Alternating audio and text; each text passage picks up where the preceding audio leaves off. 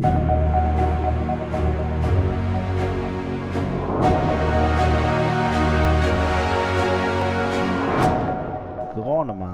Gaming. Hallo und herzlich willkommen zurück zu einer weiteren Folge von We Happy Few. Und ja, es ist nicht nur eine weitere Folge, es ist ja schon das Ende gewesen. Wir machen heute eine Bonusfolge. Ich habe mich dazu entschlossen, euch die Sammlerstücke zu zeigen hier im Kino. Und wir haben einiges vor uns, 89 Stück. Ich weiß nicht, ob wir die ganzen Spaßstunden alle machen. Ich gucke mal, wie lange die Folge wird und wie lange die ganzen Sachen sind. Aber wir gucken uns das Ganze mal hier so ein bisschen an, ne? Als erstes, ich verstehe dich. Mein Gatte schläft in einem kleinen Bett.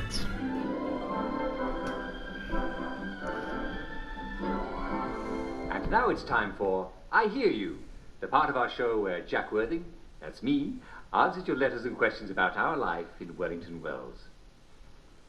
And my first letter is from Mrs. Emily Cluley of Falkland Road. Dear Uncle Jack, I adore your show and thank you for answering my question. I have a big Victorian bed that my husband inherited from his grandmum, but most nights he crawls off to sleep in the small bedroom in the small bed we have there. He promises that it's not because I snore, but he won't say why he does, and I'm not sure he even knows. He seems a little sad. What should I do? Dear Emily, may I call you Emily? Your letter is quite touching. You know the answer, don't you? Yes. You see, if he seems a little sad, there's only one possible answer. He's off his joy of it, isn't he? Yes. You must encourage him to take his pills, even if he seems a bit defiant. Take him to a doctor. There's no sense in sleeping in a rickety little bed in a small room when you can sleep in a proper English bed in a proper master bedroom. And quite frankly, even if he did snore, if he's taking his joy, then he should sleep soundly regardless. Just make sure he falls asleep before you do, and you both should be fine. Thank you for writing, Emily, and do keep me posted about your progress. Well, that's a bit of a dreary letter, wasn't it? I'm sorry. Forget I read it, will you? Let's take a look at another one, shall we? This one is from Mrs. Purdy Robbins Handley of Oldfield Park. Dear Uncle Jack, my husband won't take off his happy face at home. He won't even take it off in bed. He's that healthy. He says he has nightmares if he takes it off, but it's a little creepy in it. She actually wrote in it. And she says, I mean, he could be anyone. Well, Purdy, are you sure he actually is your husband? Well, you can't be too careful these days, can you? No, but seriously, Purdy, we do what it takes to stay happy, don't we? And the happy mask is scientifically sculpted to keep you happy. You see, when your facial muscles are shaped in a smile, well, you can't help feeling happy. Now, normally, I would suggest he take more joy. But some people do have a slight intolerance to joy. Now, if your husband is one of these people, he may just be doing what he needs in order to keep himself up. Certainly, if he's having nightmares without his happy face, well, why on earth should he sleep without it, when he can sleep with it and not have nightmares? So, come on, have a little conjugal consideration and appreciate his good qualities. Assuming he is, after all, not an imposter. Thank you for writing, Purdy. This one is from Poppy Findlay of Twerton Manor. Dear Uncle Jack, I have a lovely row of tulips in front of my house. I should say, I used to have, because they're half gone, and I found a great big pile of tulip tops in the rubbish. Has some animal come and eaten half my tulip bulbs? Is it a badger? How can I catch it and eat it? Well, Poppy, I'm sorry to tell you it's extremely unlikely that you have a badger, given that the tulip tops were placed in the rubbish. I think that you might actually be dealing with a hungry human. Did you know that you can eat tulip bulbs? Yes. Actually, there's a fabulous and hilarious story from the Dutch tulip mania of the 1600s. See, there was this sailor who visited a friend of his, and he saw an onion on his table, and he ate it. Now, it turned out to be a rare tulip bulb worth hundreds of guineas. And he ate it. Can you imagine the kerfuffle that he heard? Well, I hope he enjoyed it. Actually, there's no word what happened to the sailor, but I bet he took the next ship out. Hope he wasn't hanged. Yes. Anyway, do you by chance happen to live near the Garden District? Sometimes the unfortunate souls who live near there come into the village and, well, it wouldn't surprise me at all if it was them that ate your tulip bulbs. But I doubt there's anything you can do about it, except watch your remaining flowers and call the police if you see anyone near them. In the meantime, if you could eat tulip bulbs, you could probably eat the tops too with a bit of cooking. Well, it couldn't hurt anyway, eh? Well, I'm afraid we've come to the end of our time. Tune in again next time, when I hope you'll join us and we'll answer all your questions about life in Wellington Wells. I'll see you soon. Unser Onkel Jack. Ja. Das dauert schon lange, ne? Egal. Was soll das? Das ist ein bisschen Abwechslung, ne? Seltsame alte Bräuche im Maibaum.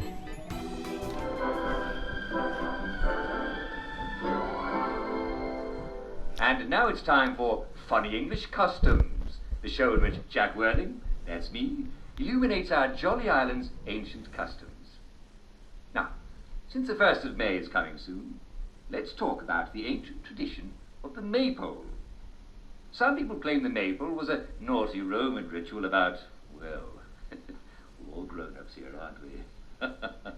But we Brits, well, we've been dancing around the maypole for as long as we've been burning virgins in giant wicker men, haven't we? But we don't really do that anymore, do we?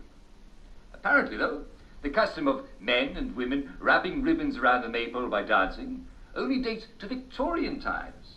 It makes sense, doesn't it? Before that, really long ribbons were much too expensive, yes. A lot of ancient customs are really Victorian. For example, the idea that each Scottish clan has its own tartan pattern. Do you know who made that up? The novelist Walter Scott. Wally. Of course, you're liable to work up quite a burning thirst dancing round a maypole, aren't you? What's the perfect drink to put out those fires? Why, Summerisle ale, of course.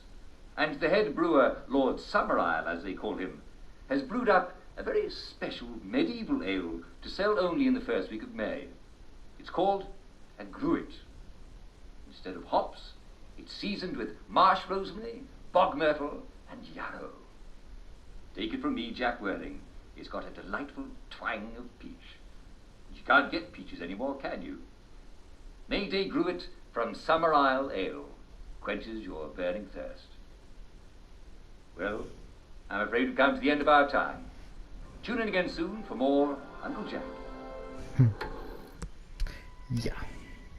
Bekanntmachung über Freudlose.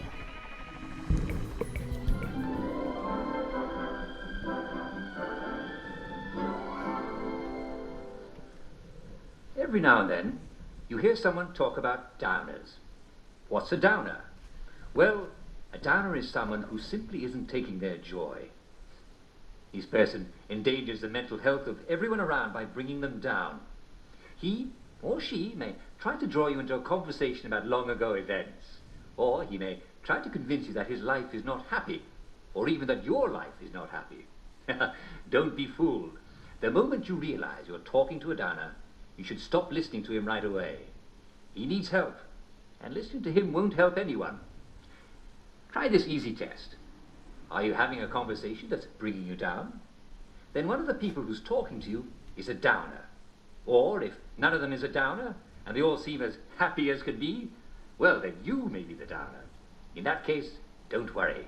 Immediately excuse yourself and take your joy right away, and you'll be right as rain in no time. You can never be too careful. Ja. Die nächste Folge der Nachrichten schau dich an.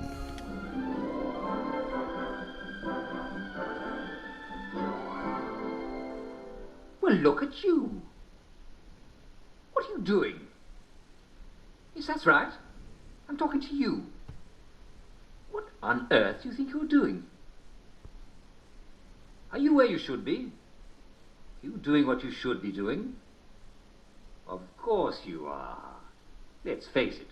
There's nowhere we'd rather be and nothing we'd rather be doing than living our lives here and now in Wellington Wells, eh?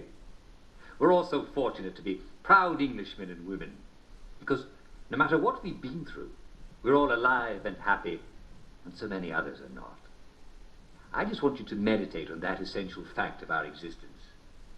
This is Uncle Jack saying, it's easy to smile when you've so much to be thankful for, but just because it's easy, it doesn't mean that it's not true. Tja, da siehst du mal.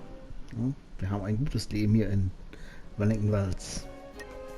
Tue, was du tun solltest.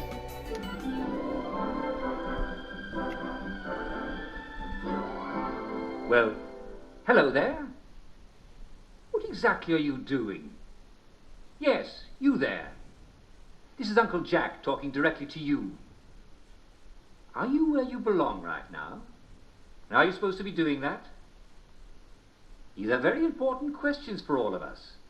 As patriotic citizens of Wellington Wells, it's not enough to just look out for yourself. We all have to look out for each other. And that means asking ourselves these questions every day. Are we where we're supposed to be? Are we doing what we're supposed to be doing? For if we're all doing our duty, will we preserve and thrive into the future? You never can be too careful.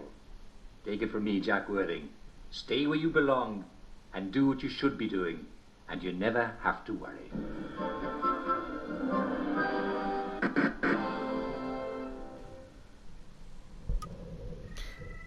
Umgang mit Freudlosen.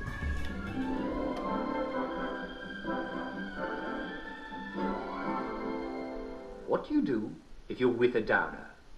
Well, if it's you, then just excuse yourself and take your joy right away. It'll be as right as rain in no time. But what if it's not you? Well, the first thing to do is ask the downer, have you had enough joy today? Most sensible people will realize they've forgotten their morning joy. After all, forgetfulness can happen to any of us. In fact, it's a sign you're taking your joy. So remind them and they'll take their joy right away and yes, problem solved. But what if the person won't take his joy? Well then, you need to step up and do your patriotic duty to your fellow citizen of Wellington Wells. If you can see a policeman or a doctor, simply notify them that there's a downer in the area and yes, they'll take care of the rest. After all, it's their job. But if there are no authorities, you may need to take action yourself. Call your fellow citizens and let them know they've got a downer in their midst. They'll help you chase and subdue the downer and make sure he takes his joy. Once he's recovered his senses, well, you can let him go on his way. And if for any reason he fails to recover, don't feel bad. Sad feelings are contagious, and one bad apple can spoil the lot. Go on your way and have a lovely day. Wahnsinnsding. Stunde des Humors. Freudlose.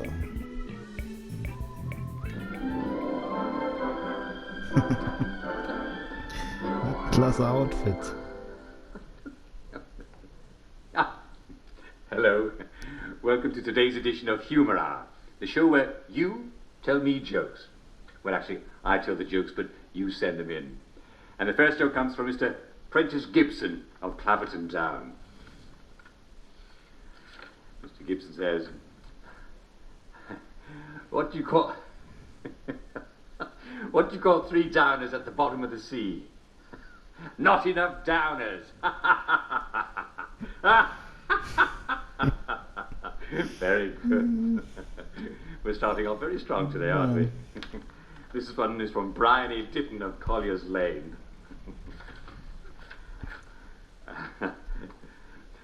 What's the difference between a downer and a trampoline? You take off your shoes before you jump on a trampoline. How true! How very true! I mean, you don't want to damage a perfectly good trampoline, do you? Very good indeed. This is from Mrs. Jemima Hughes of Coronation Avenue.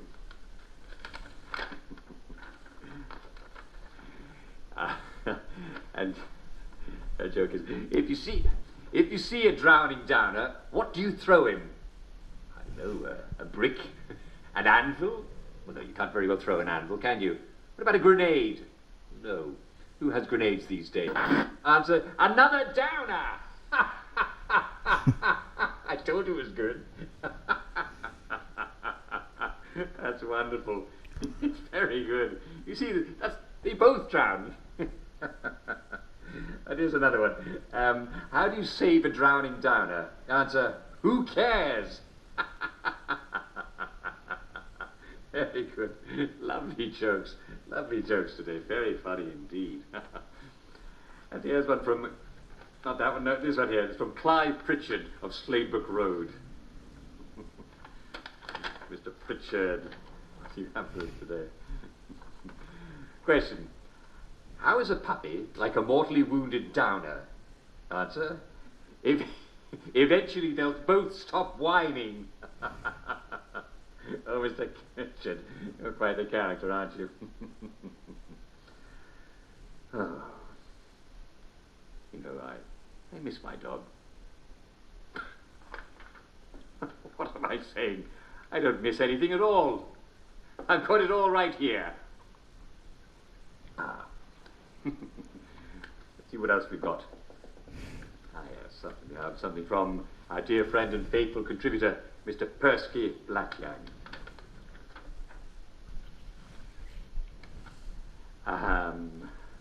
Yes, as you can tell from his name, Mr. Blackyoung isn't actually a real Englishman. He's an Afrikaner from South Africa, but he's doing his patriotic best to fit in. So, what do you have for us today, Mr. Blackyoung? Question: how is a downer like an apple? Answer: they both look good hanging from a tree. I'm not sure I get it.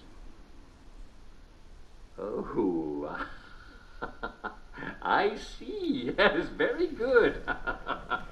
Hanging from a tree. Oh, man. And here's another one. What's the difference between a downer and a black plague? Well, one is a deadly organism that can destroy an entire city, and the other is a bacterium. Oh, very good. Well, I think it's going to be hard to top that one, but we must slog on, eh? It's one of our greatest English virtues. I have one here from Mr. Thomas Henchley of Longbottom Circle. What have you got for us, Mr. Henchley? Question: why do we bury downers 20 feet underground? Answer: because deep down they're really nice people.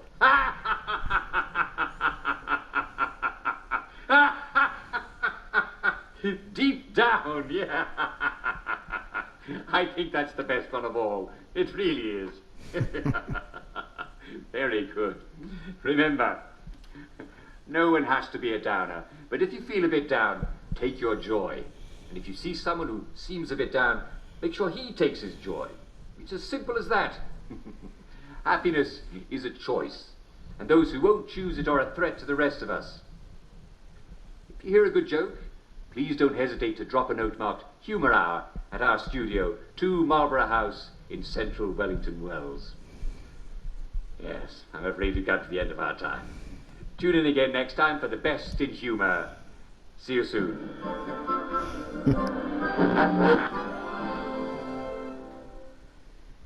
Oh Mann, ey.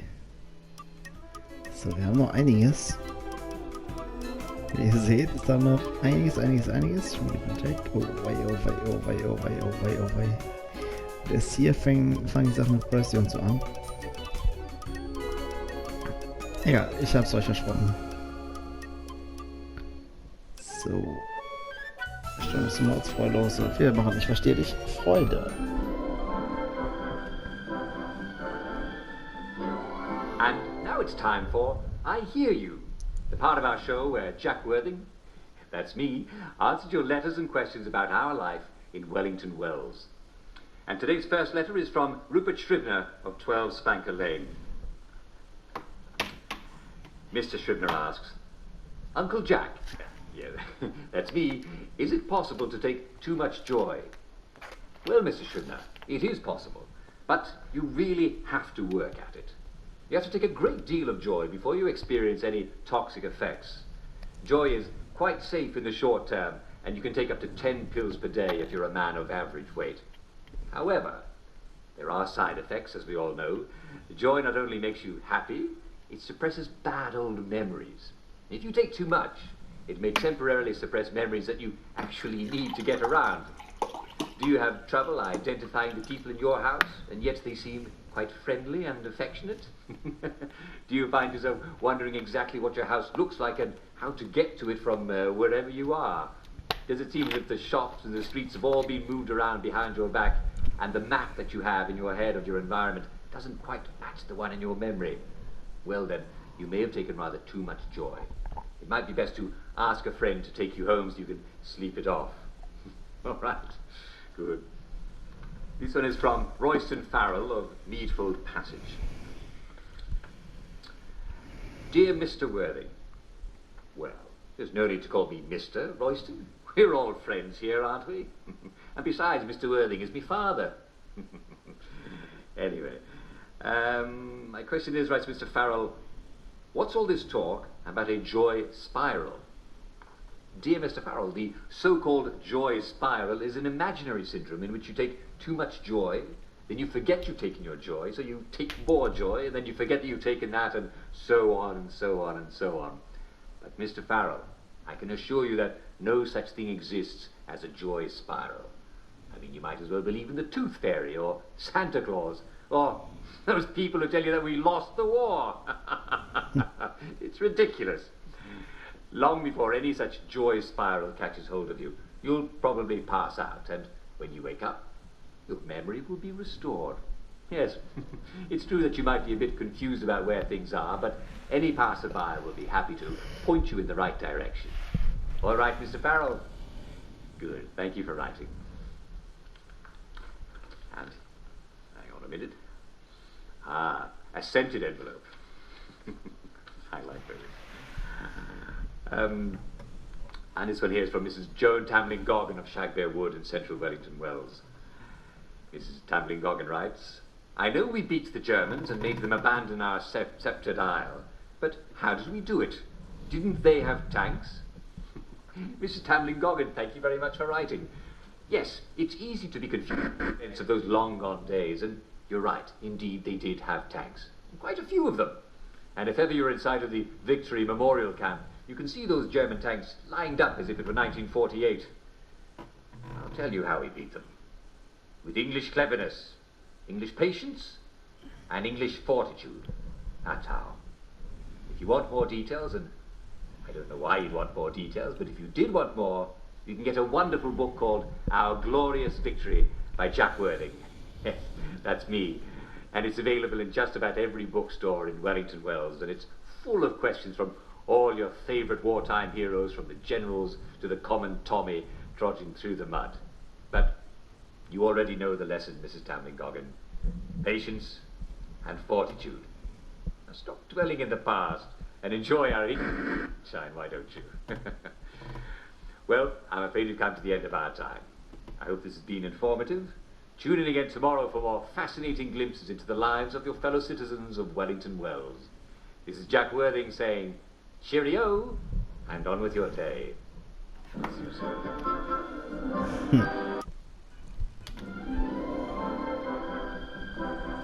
Alte Zeitungen.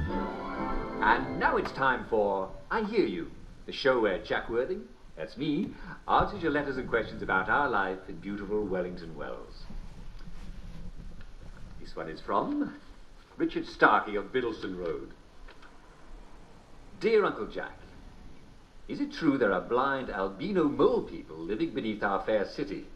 That's what my friends say. I thought I saw one too, but I wasn't sure, as we'd all had a bit too much to drink, and my memory, of course, is a bit fuzzy. Dear Richard, of course there aren't mole people. This isn't London. There are no ancient catacombs or old bomb shelters underneath our streets, and of course the Wellington Under is completely blocked up. Human beings have not suddenly grown claws to make their own tunnels through the dirt, thank goodness. What an imagination your friend has. Now, of course, there are the poor benighted wastrels in the Garden District, which is reason enough not to go there if you need a reason. Not to mention the unexploded bombs, the rusty scraps of metal, and holes that you can fall into. And I don't need to tell you about how dangerous it is outside the walls. I wouldn't even think about going there. But you can be perfectly sure that absolutely no one is moving around underneath the pavement. Well, I'm glad that's settled. This one is from John Lydon of Benwell Road. Dear Jack. Well, I guess he isn't the sort of fellow to cry uncle, are Mr. Lydon? Dear Jack, there's a stranger in my house who looks just like my wife. And she says she's my wife too. What has been done with my real wife, and who did this to me? Your help is much appreciated in this matter. Well, it looks like Mr. Lydon has been experiencing one of the odd side effects of joy. Now, it does happen from time to time. It's called Capgras delusion, and it's not unheard of. Mr. Lydon, if you're listening, go see a doctor. They may be able to adjust your dose or give you an analogue. And if anyone who's listening that actually knows Mr. Lydon, who lives on Benwell Road, do inform a nearby doctor that Mr. Lydon might need a visit. I'm sure everything will come out roses. And remember, by the way, don't hesitate to go see your doctor if you need any medical attention. They'll fix up that cut right away. And they always check your joy level and make sure that it's where it should be. Good.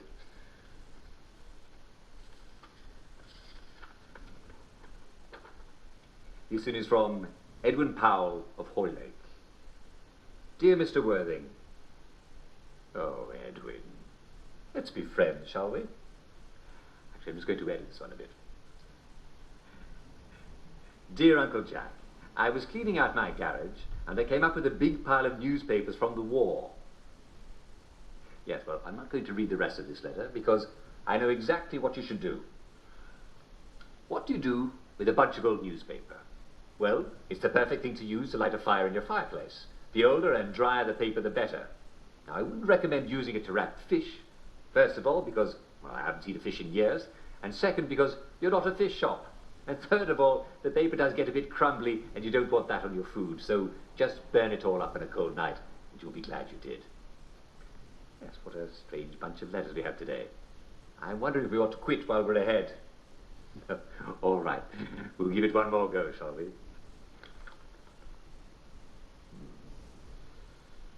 Ah, it smells like roses.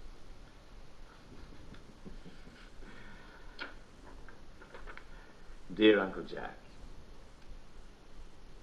Yes, I forgot to mention who it's from. This is the... Take another whiff. Yes, definitely rose. I wasn't mistaken. It's from Susan Jane Ballion of Chislehurst Vicarage. And she writes, Dear Uncle Jack, I keep getting lost in my own neighbourhood. I've lived there all my life, but lately it seems like they're moving the buildings around on me. It's most disconcerting. I'm not old or anything, and I haven't been hit on the head, at least not that I remember. They're not actually moving the buildings, are they? That's what she asked. Dear Susie, may I call you Susie? I think it suits you. Dear Susie, I'm glad to say that you clearly are taking your joy. Joy is what helps us forget the past and move into the radiant future. And getting lost is just a mild side effect. Fortunately, there's an easy solution. Carry a map. Actually, in fact, carry one in each pocket. That way you don't have to remember which pocket your map is in. You know, I'm so delighted when I can so easily help a listener. And here we are. Yes, I'm afraid we've come to the end of our time. Tune in again tomorrow for more advice and news from our listeners and watchers. This is Jack Worthing saying cheerio and on with your day. See you soon.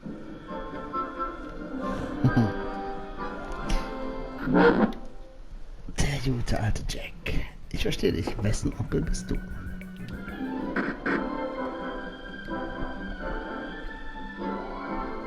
And now, it's once again time for I Hear You, the part of our show where Jack Worthing, that's me, answers your letters and questions about our life in Wellington Wells. Let's see what Rosalie Millay Scott has to say. Wait a second. Do I detect a hint of roses? Oh, Rosalie. If this is a love letter, it's going to be very embarrassing when I read it out in the air. Dear Uncle Jack. Well, that's better, isn't it? Whose uncle are you?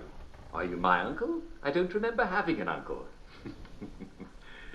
Dear Rosalie. Oh, how I wish I were your uncle. Because you seem like a lovely girl.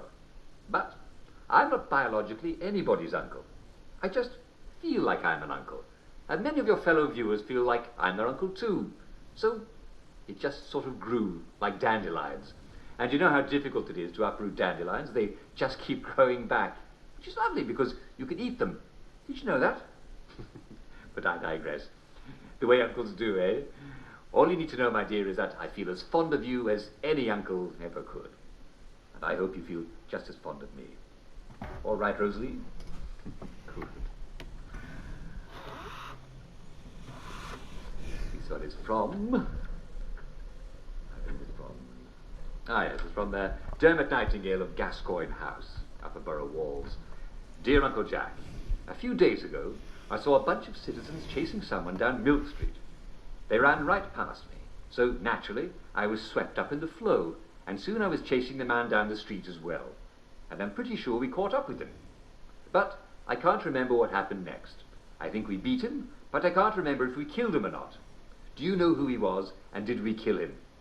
Do you know why we were chasing him? Well, dear Dermot, I don't think you should worry about this sort of thing. If a whole bunch of citizens were chasing someone down the street, I think we can safely say that that someone did something wrong. After all, there's only one of him. There's lots of you, so you win the vote. Anyway, what's past is past. And we've all done things that weren't perfect. Listen, if we spent all our time worrying about the things that we've done, well, we'd never be able to enjoy our day. So feel better. Pop a few extra joy today, and I bet in the morning you won't even remember what you were so upset about. I'm so glad I was able to help. Well, I did so enjoy hearing from all of you, my dear listeners. Yes, I love these letters. This one is from Mr. Fitzroy Dix of Monmouth Place. Dear Uncle Jack, I haven't been feeling entirely well these past few days. I feel rather tired, and it's hard to get out of bed. So I asked my husband to get this letter for you. Oh dear, this isn't going to be a medical question. I've already called the doctors once today. No it isn't. I've noticed an odd thing. On the roof across from my bedroom, I've noticed an awful lot of chickens. They just fly up there and watch me through my open window. The peculiar thing is, they're all black with sharp black beaks, and all they do all day is go caw, caw, caw. Why are there chickens on my neighbour's roof? I've never noticed them there before. Dear Mrs. Dix, I think it's likely that those are not chickens at all, but rather I think they might be crows. Crows are blackbirds that sit on rooftops and caw. Now they may have noticed that you're not stirring from your bed, and they're there trying to keep you company while you recover. Isn't that sweet of them, eh? But I'm a little bit worried about that open window of yours. You don't want to catch a cold, eh, from the draught? Perhaps you can ask your husband to shut it the next time you see him.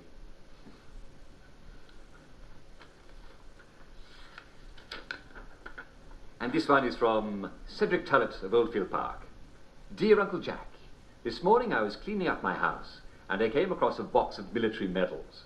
I'm pretty sure they're my military medals because my father was never in the war because he had a bit of a limp. So they must be mine. I'd like to know what they're for. All I remember during the war was retreating and then the surrender. And then we all took off our uniforms, and that's all I can remember. So how could I have even won one medal? Thank you for the very poignant questions, Mr. Tullett. And I, for one, salute you during your service during the war, sir. And I think I can assure you that the next war will be a string of English victories like you've never even imagined. After all, as we all know, the English always win in the end. Good. And I'm afraid we've got to the end of our time. I do hope that you found these letters not only interesting, but useful to you in your own life. Do keep those letters coming. In fact, with Victory Day coming up. Oh, Entschuldigung.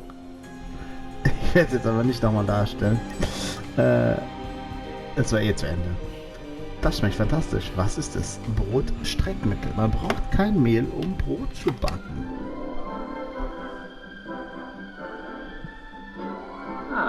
Hello. Welcome to today's edition of That Tastes Amazing. What is it? This is the show where we help you expand your nutritional horizons. You know, you can eat a lot more things than you've ever dreamt of. And I'm here to show you what. Now today we're going to talk about the wonderful world of flour extenders and bread substitutes. Of course, a lot of you are already using flour substitutes, and bread doesn't have to be made of wheat flour. Ground barley, for example, is scrumptious. And why wouldn't it be? Barley is the key ingredient in beer. Ha ha ha! Now I've got your attention, haven't I? Making beer is like making tea. You pour hot water over partly sprouted barley grains. But after all this beer tea, it's called wort, by the way, after it's been poured off to ferment into beer, well, there are bags and bags full of used barley. Now, can you believe that people used to feed spent mash to cows? What a waste! I mean, of course, it's not as yummy as it used to be, but there are still a few calories left. All you need to do is grind the used barley into flour in the kind of hand mill that you used to use for coffee beans. Now, if you've already sold your hand mill, barley can be pounded into flour with an ordinary mortar. Now, of course, that'll use and require a lot more elbow grease, like this. That'll really build up those muscles. Now, once you've got your barley flour, you just jolly well mix it in with wheat flour. If you can get it, that is. See, flour provides the sticky gluten that holds bread together. So the more flour you can mix in, the better. Ideally, proportions are 1 cup of barley to 1 cup of flour. However, if you really like the taste of barley, you can always mix in 2 cups to 1 cup of flour. It'll have a more crumbly, more cake-like consistency. I love a crumble cake, don't you? But you could always eat it in a bowl with a spoon. After all, it's going to look the same when it comes out the other end, isn't it? Well, so much for used barley.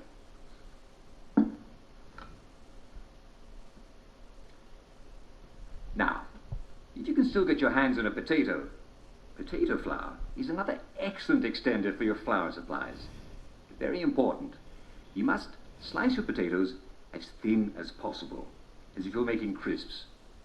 In fact, if you've got oil to fry them in, you can just skip making flour and go right to making crisps. Machine oil will do just as well as fat or grease. But if bread is what you're about, then slice your potato slices until you can break them with your hand. If your oven works, you can dry them in the oven, but a fireplace is just as good. Just make sure you dry them and don't actually cook them. The key is that you don't want a lot of water in your potato flour. Just move them a little bit away from the fire. Now, I'm not actually going to slice this potato because the drying process takes several hours and, well, we haven't got all day, have we? Oh yes. I've got plans to you later, Mr. Potato. You've got a date for the hot pot and full of boiling oil. Some people seem to think that sawdust is a good flour extender. Well, they're certainly using their English imaginations, aren't they? They've always been good at coming up with clever solutions, just about any problem. It's certainly easy to get sawdust. Just saw some wood. And yes, sawdust will indeed fill you up. It's very slow to digest, which makes for a full tummy all day long. Just make sure it's powdery and not too rough, or it'll irritate your stomach.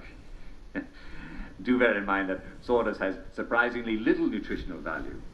Man cannot live on sawdust alone. If you're looking for a better use of sawdust, it's handy to use as a mulch in your garden. It really helps aerate your soil.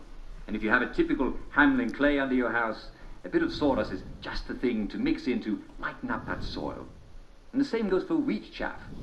Fills the tummy, but after a while you'll need to eat something nutritious.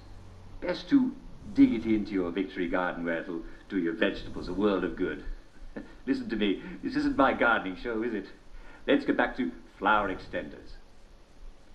Remember, if you're harvesting wild seeds, they won't contain any joy, and neither will potatoes unless you've watered them yourself from water out of the tap. And especially sawdust and chaff, they don't have any joy at all. So remember to adjust your dose accordingly. And bear in mind, if sawdust or chaff is all you have, just up your dose of joy a little. They'll fill your tummy and you won't be at all upset that you're a little bit hungry. You might even forget that you haven't eaten at all. But just get back to real food as soon as you can, and you'll be right as rain. Oh, I'm afraid I've come to the end of our time. This is Uncle Jack wishing you an amazing breakfast, lunch and dinner. Tune in next time Frühstück. when we explore what to do with Sägemehl. It's gonna be Yummy. Schau an. Es kommt.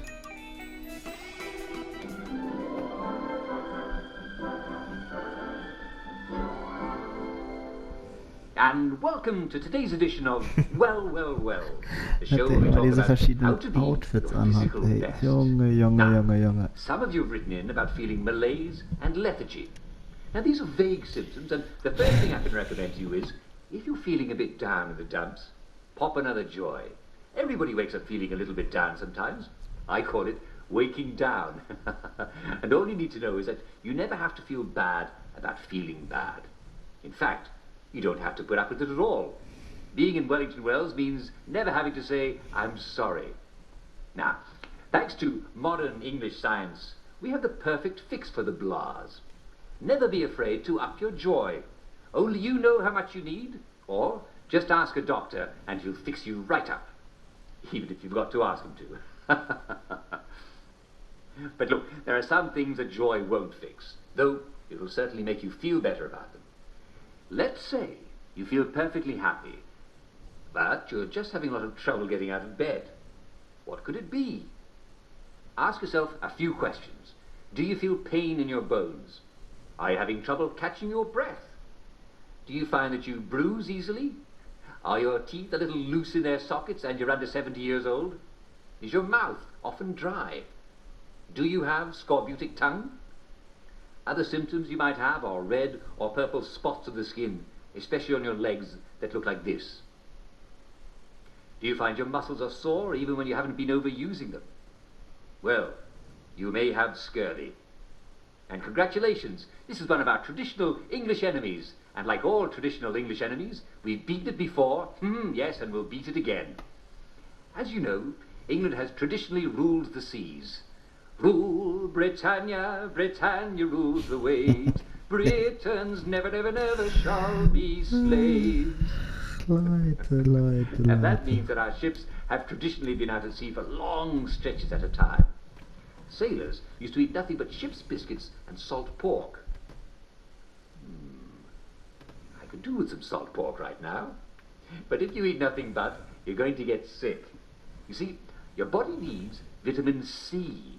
But biscuits and salt pork don't have any vitamin C. So sailors and long English voyagers will get sick. And they didn't have joy to make them feel any better either.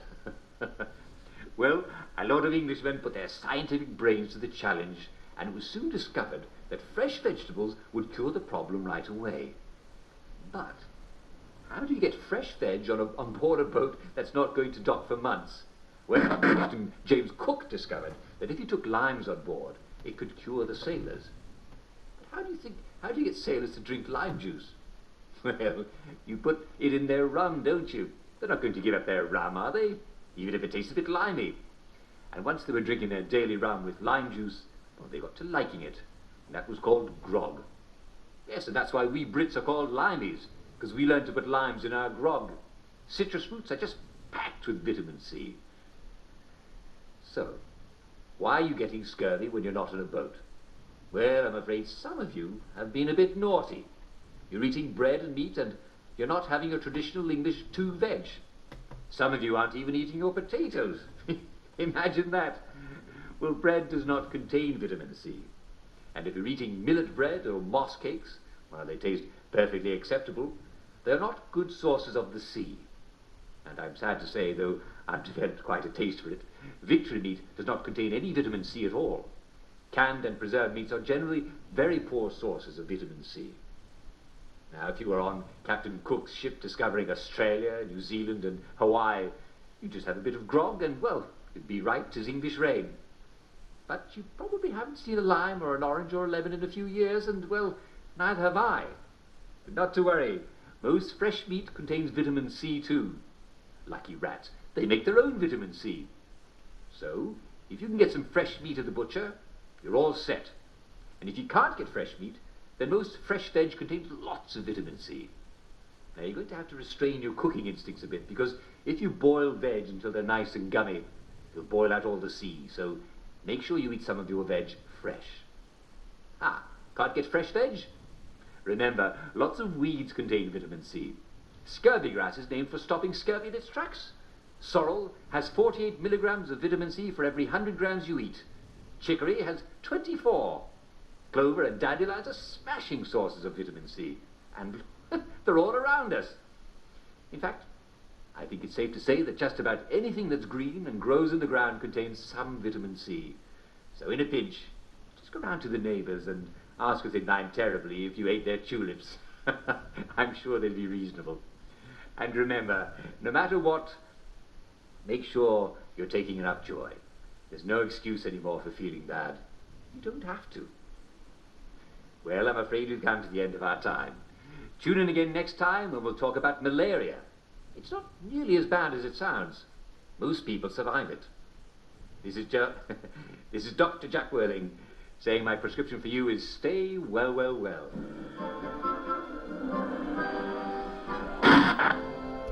So Leute, Cholera schauen wir uns beim nächsten Mal an. Ich bedanke mich dafür, dass ihr diese Bonusfolge geguckt habt. Wenn euch das Ganze Spaß macht, schaut die nächste Bonusfolge an. Vergesst nicht, wir werden am Ende natürlich auch noch die Add-ons, die DLCs spielen. Also in dem Sinne, bis zum nächsten Mal. Ciao, ciao.